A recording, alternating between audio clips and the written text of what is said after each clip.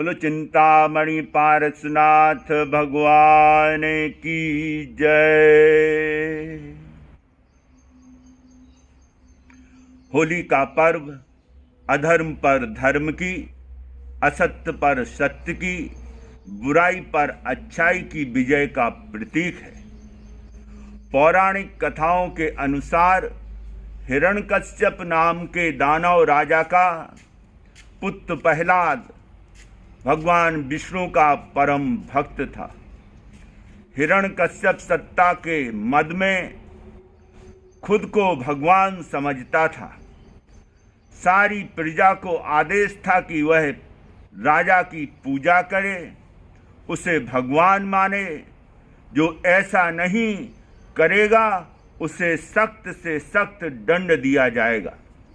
प्रजा राजा के अत्याचारों से पीड़ित थी, परेशान थी, दुखी थी। भक्त प्रहलाद ने अपने पिता के इस आदेश को मानने से इनकार कर दिया। हिरण्यकश्यप क्रोधित होकर उसे यातनाएं देने लगा, लेकिन प्रहलाद अपने निर्णय पर अटल रहा। उसे भगवान विष्णु पर अटूट आस्था, श्रद्धा, भक्ति और विश्वास था। जो भगवान से जुड़े होते हैं, सत्य से जुड़े होते हैं, उन्हें दुनिया का कोई भय, कोई प्रलोभन विचलित नहीं कर सकता। हिरण्यकश्यप ने अपनी बहन होलिका के साथ मिलकर भक्त प्रहलाद को मारने की योजना बनाई, क्योंकि होलिका को यह वरदान था कि वह अग्नि में जल नहीं सकती है। इसलिए हिरण्यकश्यप ने होलिका को तैयार किया कि आप प्रहलाद को अपनी गोद में लेकर के बैठ जाएं अग्नि में, जिससे प्रहलाद जल जाएगा और आपको तो वरदान है, आप बची रहेंगे।